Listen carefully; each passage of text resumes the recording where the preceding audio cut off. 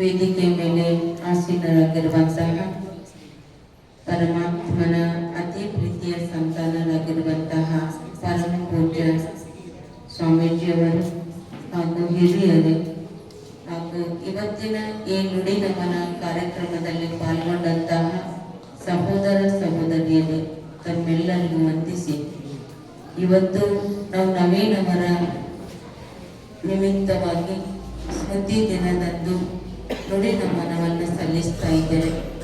ಒಂದು ಮಾತು ಕೇಳ್ತೇವೆ, ಸುತ್ತುತ್ತಿರುವಂತಹ ಜಗದಲ್ಲಿ ಸತ್ತು ಹೋಗುವೆವು ನಾವೆಲ್ಲ, ಇದ್ದಷ್ಟು ದಿನ ಗಳಿಸಬೇಕು ಸಾವಿಲ್ಲದ ಸ್ನೇಹವನ್ನು, ಪ್ರೀತಿಯನ್ನು, ಸಹಯೋಗವನ್ನು. ಇಷ್ಟೊತ್ತಿನವರೆಗೆ ಅವರ ಪ್ರತಿಯಾಗಿ ಹಿರಿಯರೆಲ್ಲರೂ ನುಡಿ ನಮನಗಳನ್ನು ಸಲ್ಲಿಸಿದರು. ಆಗ ನಮಗೆ ಅರ್ಥ ಆಗ್ತದೆ ಅವರಲ್ಲಿ ಎಷ್ಟೊಂದು ವಿಶೇಷತೆಗಳಿತ್ತು. ಅವರು ಇವತ್ತು ಸಾಕಾರದಲ್ಲಿ ದೇಹದ ಜೊತೆಗೆ ನಮ್ಮ ಜೊತೆಗೆ ಇಲ್ಲದೆ ಇರಬಹುದು, ಆದರೆ ಅವರ ಆತ್ಮ ಸದಾ ನಮ್ಮ ಜೊತೆಗೆ ಇದೆ. ಅವರ ಪ್ರೀತಿ, ಅವರ ಸ್ನೇಹ, ಅವರು ಮಾಡಿರುವಂತಹ ಸಹಾಯ ಸಹಕಾರದ ಕಾರ್ಯಗಳು, ಸಮಾಜಮುಖಿ ಕಾರ್ಯಗಳು ಹಾಗೂ ಅನ್ಯರಿಗೆ ಕೊಟ್ಟಿರುವಂತಹ ಸಹಾಯ ಸಹಕಾರ ಇವೆಲ್ಲವೂ ನಮ್ಮ ಎದುರುಗಡೆ ಜೀವಂತವಾಗಿವೆ. ಅದಕ್ಕೆ ನವೀನ್ ಅವರಿಗೆ ಹೃದಯಪೂರ್ವಕವಾಗಿ ತುಂಬು ಹೃದಯದಿಂದ ನುಡಿ ನಮನಗಳನ್ನ ನಾವೆಲ್ಲರೂ ಇವತ್ತಿನ ದಿನ ಸಲ್ಲಿಸೋಣ. ಹಾಗೂ ಈ ಜಗತ್ತು ಒಂದು ಪ್ರವಾಸಿ ಮಂದಿರ. ಒಂದು ಅರಮನೆಯಲ್ಲಿ ರಾಜ ಸಭೆಯಲ್ಲಿ ಕೂತ್ಕೊಂಡಿದ್ದ. ಎಲ್ಲ ಸಭೆ ಜನ ಎಲ್ಲ ಕೂತ್ಕೊಂಡಿದ್ರು. ಒಬ್ಬ ಸನ್ಯಾಸಿ ಬಂದು ಒಂದು ಚಾಪೆ ಹಾಕಿ ಮಲಗಿದ. ಎಲ್ಲರಿಗೂ ಇದೊಂದು ಅಸಭ್ಯ ಅನಿಸ್ತು. ಯಾಕಪ್ಪ ಇವನು ಈ ರೀತಿ ಮಲ್ಕೊಂಡ ಅಂತ. ಆಗ ಯಾರಿವನು ಇದು ಈ ರೀತಿ ಮಾಡೋದಾ, ಇಲ್ಲಿ ಬಂದು ಮಲ್ಕೊಳ್ಳೋದಾ ಅಂತ. ಆಗ ಅವನು ಹೇಳಿದ, ರಾಜರೇ, ನಾನು ನಿಮ್ಗೊಂದು ಪ್ರಶ್ನೆ ಕೇಳ್ತೀನಿ ಅಂತ. ಆಗ ರಾಜ, ಕೇಳಪ್ಪ. ರಾಜನಿಗೆ ಕೇಳಿದ, ರಾಜರೇ, ನೀವು ಈ ವೇದಿಕೆ ಈ ಒಂದು ಸಿಂಹಾಸನದಲ್ಲಿ ಕೂತ್ಕೊಂಡಿದ್ದೀರಲ್ಲ, ನೀವು ಕೂತ್ಕೊಳ್ಳೋಕ್ಕಿಂತ ಮೊದಲು ಯಾರು ಕೂತ್ಕೊಂಡಿದ್ರು? ಅವ್ರು ಹೇಳ್ತಾರೆ, ನಮ್ಮ ತಂದೆಯವರು. ನಿಮ್ಮ ತಂದೆಯವರು ಕೂತ್ಕೊಳ್ಳೋಕ್ಕಿಂತ ಮೊದಲು ಯಾರು ಕೂತ್ಕೊಂಡಿದ್ರು? ನಮ್ಮ ಅಜ್ಜನವರು. ಅವ್ರಿಗಿಂತ ಮೊದಲು ಯಾರು ಕೂತ್ಕೊಂಡಿದ್ರು? ನಮ್ಮ ತಾತನವರು.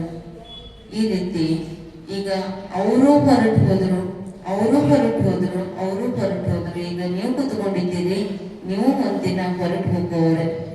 ನಾನು ಯಾರು ಅಂತ ನೀವು ಕೇಳ್ತಾ ಇದ್ದೀರಲ್ಲ, ನಾನು ಒಬ್ಬ ಪ್ರವಾಸಿಗ.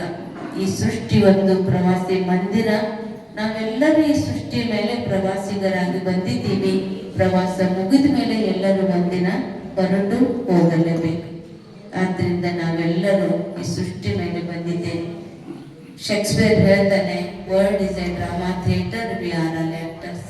ಈ ಸೃಷ್ಟಿ ಒಂದು ನಾಟಕ ರಂಗಮಂಚ.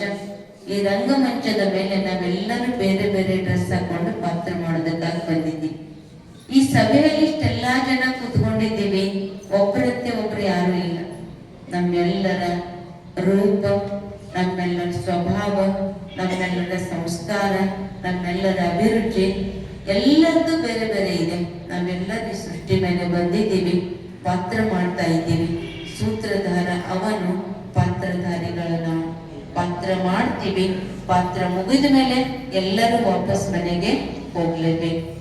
ಎಲ್ಲರೂ ಈ ಭೂಮಿ ಮೇಲೆ ಬಂದಿದ್ದೀವಿ. ಹೇಗೆ ಬಂದಿದ್ದೀವಿ ಅಂದ್ರೆ, ನಾವೆಲ್ಲರೂ ನಮ್ಮ ಋಣವನ್ನ ತೀರಿಸೋದಕ್ಕಾಗಿ ಬಂದಿದ್ದೀವಿ. ಸಂಬಂಧದ ಋಣ, ಭೂಮಿಯ ಋಣ, ಅನ್ನದ ಋಣ, ನೀರಿನ ಋಣ, ಈ ಋಣವನ್ನ ತೀರಿಸಿ ನಾವು ಹೋಗ್ಬೇಕಾಗಿ. ನವೀನವರು ಕೂಡ ಈ ಹೆಗಡೆ ಮನೆತನದಲ್ಲಿ ಬಂದಿದ್ರು. ಆ ಸಂಬಂಧದ ಋಣ ತೀರ್ತು ಅವತ್ತಿನ ದಿನ ಮುಗೀತು. ನಮ್ಗೆಲ್ಲರಿಗೂ ಅನಿಸ್ತದೆ, ಅವ್ರು ಇನ್ನೂ ಸ್ವಲ್ಪ ವರ್ಷ ಇರ್ಬೇಕಾಗಿತ್ತು. ಅವ್ರ ಹತ್ರ ಎಷ್ಟು ಒಳ್ಳೆ ಗುಣ ಇತ್ತು, ವಿಶೇಷತೆ ಇತ್ತು, ನಮ್ಗೆ ಬೇಕಾದವರಾಗಿದ್ರು, ಅವ್ರು ಇನ್ನೂ ಇರ್ಬೇಕಾಗಿತ್ತು. ಆದ್ರೆ ದೇವರು ಅನ್ಯಾಯ ಮಾಡಿದ. ದೇವ್ರು ಈ ರೀತಿ ಮಾಡಬಾರ್ದಾಗಿತ್ತು ಅಂತ ಅನಿಸ್ತದೆ. ಜನ್ಮ ಕೊಟ್ಟಂತಹ ತಂದೆ ತಾಯಿಗಳಿಗೆ, ಒಡ ಹುಟ್ಟಿದಂತಹ ಸಹೋದರ ಸಹೋದರಿಯರಿಗೆ, ಸಂಬಂಧಿಗಳಿಗೆ ಎಲ್ಲರಿಗೂ ಅನಿಸ್ತದೆ, ಆಯ್ತಪ್ಪ ಹೋದ್ರು ಹೋಗ್ಲಿ ಅಂತ. ಯಾರಿಗೂ ಅನಿಸೋದಿಲ್ಲ. ಏನ್ ಅನಿಸ್ತದೆ, ಇನ್ನೊಂದು ಸ್ವಲ್ಪ ದಿವಸ ಇರ್ಬೇಕು ಅಂತ. ಆದರೆ ಪ್ರತಿಯೊಬ್ಬ ಆತ್ಮಗಳು ಈ ಭೂಮಿಯ ಮೇಲೆ ಬಂದಿದ್ದೀವಿ. ತಾಯಿಯ ಗರ್ಭದಲ್ಲಿದ್ದಾಗ ನಮ್ಮ ಭೋಗ ಭಾಗ್ಯಗಳನ್ನೆಲ್ಲ ಬರ್ಕೊಂಡೇ ಈ ಭೂಮಿ ಮೇಲೆ ಬಂದೀವಿ. ಆ ಮೃತ್ಯು ಆಗ್ಬೇಕಾದ್ರೆ ಎಲ್ಲರೂ ಸಾಯ್ತೀವಿ, ಎಲ್ಲರಿಗೂ ಒಂದೊಂದು ಕಾರಣ ಏನಾದ್ರೂ ಇದ್ದೇ ಇರ್ತದೆ. ಸುಮ್ಮನೆ ಹೋದ್ರು ಅಂತ ಅನ್ನೋದಿಲ್ಲ. ಏನಾಯ್ತು, ಆರಾಮಿಲ್ಲ, ಏನಾಯ್ತು, ಹಿಂಗಾಯ್ತು, ಏನಾಯ್ತು, ಹಿಂಗಾಯ್ತು, ಎಲ್ಲರಿಗೂ ಒಂದು ಕಾರಣ ಇರ್ಬೋದು. ಆದರೆ ನಾವೆಲ್ಲರೂ ಈ ದೇಹವನ್ನ ತ್ಯಜಿಸಿ ಹೊರಟು ಹೋಗ್ಬೇಕು ಅಂತಂದ್ರೆ ಅದು ತಾಯಿಯ ಗರ್ಭದಲ್ಲಿ ಇದ್ದಾಗಲೇ ಪೂರ್ವ ನಿಗದಿತ ಆಗಿರ್ತದೆ. ಅದೇ ಕಾರಣದಂತೆ ನವೀನ್ ಅವರು ಕೂಡ ಈ ದೇಹವನ್ನ ತ್ಯಜಿಸಿ, ಈ ಇಹಲೋಕವನ್ನು ತ್ಯಜಿಸಿ ಸಂಬಂಧಿಗಳನ್ನೆಲ್ಲ ತೊರೆದು ಅವ್ರು ಹೊರಟು ಹೋದ್ರು. ಅವ್ರು ಯಾರು ಹೊರಟು ಹೋದ್ರು ಅಂತ ಹೇಳ್ತೀವಿ? ಯಾರು ಅಂತಂದ್ರೆ ಈ ದೇಹ ವಿನಾಶಿ, ಆತ್ಮ ಅವಿನಾಶಿ. ಈ ವಿನಾಶಿ ದೇಹದಲ್ಲಿ ಆ ಮನೆಯಿಂದ ಇಲ್ಲಿಗೆ ಬಂದಿದ್ರು. ಅಲ್ಲಿದೆ ನೋಡು ನನ್ನ ಮನೆ, ಇಲ್ಲಿಗೆ ಬಂದೆವು ಸುಮ್ಮನೆ ಅಂತ ಹೇಳ್ತೀವಿ. ಅಲ್ಲಿ ನಮ್ಮೆಲ್ಲರದು ಮನೆ ಅಲ್ಲಿದೆ. ಆ ಮನೆಯಿಂದ ನಾವೆಲ್ಲರೂ ಬಂದಂತೆ ಅವರು ಬಂದ್ರು. ಅವ್ರ ಪಾತ್ರ ಮುಗೀತು, ಅವ್ರು ಹೊರಟು ಹೋದ್ರು. ನಮ್ಮ ಪಾತ್ರ ಇದೇ ಮಾಡ್ತಾ ಇದ್ದೀವಿ. ನಮ್ಮ ಪಾತ್ರ ಮುಗಿದ್ಮೇಲೆ ನಾವು ಒಂದಿನ ಹೊರಟು ಹೋಗ್ತೇವೆ. ಆದ್ರೆ ಇವತ್ತಿನ ದಿನ ನಾವು ಅರಿತುಕೊಳ್ಬೇಕಾಗಿರೋದು, ನಾವು ಸ್ಮೃತಿ ಮಾಡ್ಕೊಳ್ಬೇಕಾಗಿರೋದು ಯಾವುದು ಅಂದ್ರೆ, ಭಗವಂತ ಹೇಳ್ತಾರೆ, ಮಕ್ಕಳೇ ನಾವೆಲ್ಲರೂ ಬಂದಿದ್ದೀವಿ, ಒಂದಿನ ಹೊರಟು ಹೋಗ್ತೀವಿ.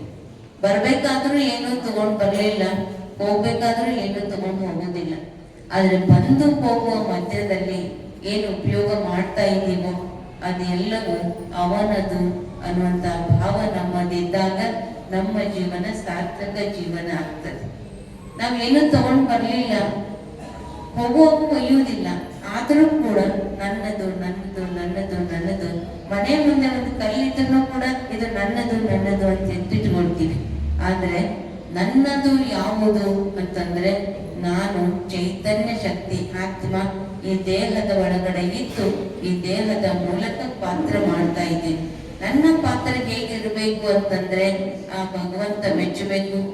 ಇದೊಂದು ಸೃಷ್ಟಿ ನಾಟಕ ರಂಗದ ಮೇಲೆ ನಾನು ಪಾತ್ರ ಮಾಡ್ತಾ ಇದ್ದೀನಿ ಅಂತಂದ್ರೆ ನನ್ನ ಪಾತ್ರ ಈ ಎಲ್ಲ ಆಡಿಯನ್ಸ್ ಪ್ರೇಕ್ಷಕರು ಮೆಚ್ಚಬೇಕು, ಹಾಗೂ ನನಗೂ ತೃಪ್ತಿ ಆಗ್ಬೇಕು. ಅದೇ ನಮ್ಮ ಜೀವನದ ಸಾರ್ಥಕತೆ. ನಾನ್ ಮಾಡುವಂತಹ ಪಾತ್ರ ಡೈರೆಕ್ಟರ್ ಆಗಿರುವಂತವನ್ನ ಮೆಚ್ಚಬೇಕು, ಹಾಗೂ ಆಡಿಯನ್ಸ್ ಮೆಚ್ಚಬೇಕು. ತಾವೆಲ್ಲ ಯಾವಾಗ ಮೆಚ್ಚುತ್ತೀರಿ ಅಂತಂದ್ರೆ, ಸಂದರ್ಭಕ್ಕನುಸಾರವಾಗಿ ಯೋಗ್ಯ ರೂಪದಲ್ಲಿ ನಾನು ಆಕ್ಟಿಂಗ್ ಮಾಡಿದೆ ಅಂತಂದ್ರೆ ನಾವೆಲ್ಲರೂ ಮೆಚ್ಚುತ್ತೀವಿ. ನಾವೆಲ್ಲ ಪಾತ್ರ ಮಾಡಿದೀವಿ ಅಂದ್ರೆ ಎಲ್ಲರೂ ಮೆಚ್ಚುತ್ತಾರೆ. ಹಾಗೆ ನವೀನ್ ಅವರ ಪಾತ್ರ ಹೇಗಿತ್ತು ಅಂತಂದ್ರೆ, ಭಗವಂತ ಮೆಚ್ಚುವಂತಹ ಪಾತ್ರ ಇತ್ತು, ಎಲ್ಲರೂ ಮೆಚ್ಚುವಂತಹ ಪಾತ್ರ ಇತ್ತು. ಅವರಿಗೂ ಕೂಡ ಅವರಲ್ಲಿರುವಂತಹ ವಿಶೇಷತೆಯನ್ನು ನಾವು ಅರ್ಥ ಮಾಡ್ಕೊಂಡಾಗ ಗೊತ್ತಾಗ್ತದೆ, ನನ್ನದು ಸಾರ್ಥಕ ಜೀವನ ಅನ್ನುವಂಥದ್ದು ಅವರಿಗೂ ಅನುಭವ ಆಗಿತ್ತು. ಅದಕ್ಕೆ ಅವರ ಜೀವನ ಸಾರ್ಥಕ ಜೀವನ. 100 ವರ್ಷ ಬಾಳಿದ್ರು ಕೂಡ ಏನಪ್ಪ ಮನುಷ್ಯ ಇಲ್ಲ ಅಂದ್ರೆ ಚಲೋ ಇತ್ತು, ಒಂದ್ ಸತ್ತಿದ್ರೆ 3 ದಿನ ಅಂತ ತಣ್ಣಗೆ ಕೂಡ್ತಿದ್ದೀವಿ ಅಂತಲೂ ಕೂಡ ಹೇಳ್ತೀವಿ. ಇಲ್ಲಪ್ಪ ಇನ್ನು 100 ವರ್ಷ ಇದ್ರು ಸಹಿತ ಸಾಕು ಅನ್ಲಾರ್ದಂತ ವ್ಯಕ್ತಿ ಅಥವಾ ಇನ್ನೂ ಇರ್ಬೇಕಾಗಿತ್ತು ಅಂತ ಹೇಳ್ತೀವಿ.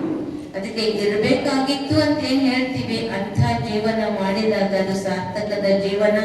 ಏನಿದ್ರೂ ಉಪಯೋಗ ಇಲ್ಲ ಅಂತೀವಿ, ಅದು ನಿರರ್ಥಕ ಜೀವನ. ಅದಕ್ಕೆ ನವೀನ್ ಅವರು ಸಾರ್ಥಕದ ಜೀವನ ನಮ್ಮ ಎದುರುಗಡೆ ಮಾಡಿದ್ದಾರೆ. ಅದರ ಜೊತೆಗೆ ಅವರ ಒಂದು ನೆನಪಿನ ಅರ್ಥವಾಗಿ ಅವರ ಪ್ರತಿರೂಪ ಆಗಿರುವಂತಹ ಒಂದು ಮಗುವನ್ನ ಕೊಟ್ಟಿದ್ದಾರೆ. ಆ ನವೀನ್ ಅವರನ್ನ ಆ ಮಗುವಿನಲ್ಲಿ ನಾವೆಲ್ಲರೂ ಇವತ್ತಿನ ದಿನ ನೋಡೋಣ. ಅವರಲ್ಲಿರುವಂತಹ ಅವರ ಮೇಲಿರುವಂತಹ ಪ್ರೀತಿಯನ್ನ, ಸ್ನೇಹವನ್ನ, ಮಮತೆಯನ್ನ, ವಾತ್ಸಲ್ಯವನ್ನ ಎಲ್ಲವನ್ನು ಆ ಮಗುವಿನಲ್ಲಿ ನಾವೆಲ್ಲರೂ ಕಂಡಾಗ ಅವರನ್ನ ನಾವು ಸ್ವಲ್ಪ ಮಟ್ಟಿಗೆ ಮರೆಯೋದಕ್ಕೆ, ದುಃಖವನ್ನು ದೂರ ಮಾಡ್ಕೊಳ್ಳೋದಕ್ಕೆ ಸಾಧ್ಯ ಆಗ್ತದೆ. ಯಾಕಂದ್ರೆ ಯಾರು ತರೋದಕ್ಕಾಗುದಿಲ್ಲ, ಅವ್ರು ಶರೀರ ಬಿಟ್ಟು ತ್ಯಜಿಸಿ ಹೋಗ್ಬಿಟ್ಟಿದ್ದಾರೆ. ಆದ್ರೆ ನಾವು ಮಾಡುವಂತಹ ಕರ್ತವ್ಯ ಏನು ಅಂತಂದ್ರೆ, ಅವರಲ್ಲಿರುವಂತಹ ವಿಶೇಷತೆಗಳನ್ನ ಉಳಿಸಿಕೊಂಡು ಬೆಳೆಸಿಕೊಂಡು ಹೋಗುವಂಥದ್ದು. ಆದ್ರಿಂದ ನವೀನ್ ಅವರು ತಮ್ಮಲ್ಲಿ ಅನೇಕ ವಿಶೇಷತೆಗಳನ್ನ, ಕ್ವಾಲಿಟಿ ಇರುವಂಥದ್ದನ್ನ ನಮ್ಮ ಎದುರುಗಡೆ ಬಿಟ್ಟು ಹೋಗಿದ್ದಾರೆ. ಅವುಗಳನ್ನ ನಾವು ನೆನಪು ಮಾಡ್ಕೊಳ್ಳೋಣ, ಅವರಿಗೆ ಧನ್ಯವಾದಗಳನ್ನ ಅರ್ಪಿಸೋಣ, ನುಡಿ ನಮನಗಳನ್ನ ಅರ್ಪಿಸೋಣ, ಶ್ರದ್ಧಾ ಸುಮನಗಳನ್ನ ಅರ್ಪಿಸೋಣ. ಅದರ ಜೊತೆಗೆ ಇನ್ನೊಂದು ಮಾತು ನಾವು ತಿಳ್ಕೊಳ್ಳೋಣ. ನಾವೆಲ್ಲರೂ ಈ ದೇಹದರ್ಶಿ ಬಂದಿದ್ದೀವಿ ಅಂತಂದ್ರೆ ನಮ್ಮ ಪಾತ್ರನು ಕೂಡ ಶ್ರೇಷ್ಠ ಪಾತ್ರ. ಅದಕ್ಕೆ ಸರ್ವಜ್ಞ ಒಂದು ಮಾತು ಹೇಳ್ತಾನೆ, 8 ಗೇಣಿನ ದೇಹ 108 ಕೋಟಿ ರೋಮಗಳು ಬಂಟ ನೀನಿತು ಅಗಲಿದೊಡೆ ಎಂಟೊಳಗಿಪ್ಪೋರು ಸರ್ವಜ್ಞ. ಆ ದೇಹ ಯಾವುದಕ್ಕೂ ಉಪಯೋಗ ಇಲ್ಲ. ದೇಹದ ಒಳಗಡೆ ಇರುವಂತಹ ಚೈತನ್ಯ ಶಕ್ತಿ ಆತ್ಮ ನಾವಾಗಿದ್ದೇವೆ. ಈಗ ನಾವೆಲ್ಲ ಕೇಳ್ತಾ ಇದ್ದೀವಿ, ನೋಡ್ತಾ ಇದ್ದೀವಿ, ಮಾತಾಡ್ತಾ ಇದ್ದೀವಿ, ವಿಚಾರ ಮಾಡ್ತಾ ಇದ್ದೀವಿ, ಕೂತ್ಕೊಂಡಿದ್ದೀವಿ, ನಿಂತ್ಕೊಂಡಿದ್ದೀವಿ. ಇದು ಯಾರು? ಇದು ದೇಹ ಅಲ್ಲ. ದೇಹದ ಒಳಗಡೆ ಚೈತನ್ಯ ಶಕ್ತಿ ಇದ್ದಾಗ ಪ್ರತಿಯೊಂದು ಕರ್ಮವನ್ನು ಮಾಡ್ತೇವೆ. ಬೆಲೆ ಇರೋದು ಯಾರಿಗೆ ಅಂದ್ರೆ ಆತ್ಮಕ್ಕೆ ಬೆಲೆ ಇದೆ. ಇವತ್ತು ನಾವು ನೆನಪು ಮಾಡ್ತಾ ಇರೋದು ಯಾರಿಗೆ ಅಂದ್ರೆ ಆ ದೇಹ, ನವೀನ್ ಅವರ ದೇಹವನ್ನ ನೆನಪು ಮಾಡ್ತಾ ಇಲ್ಲ.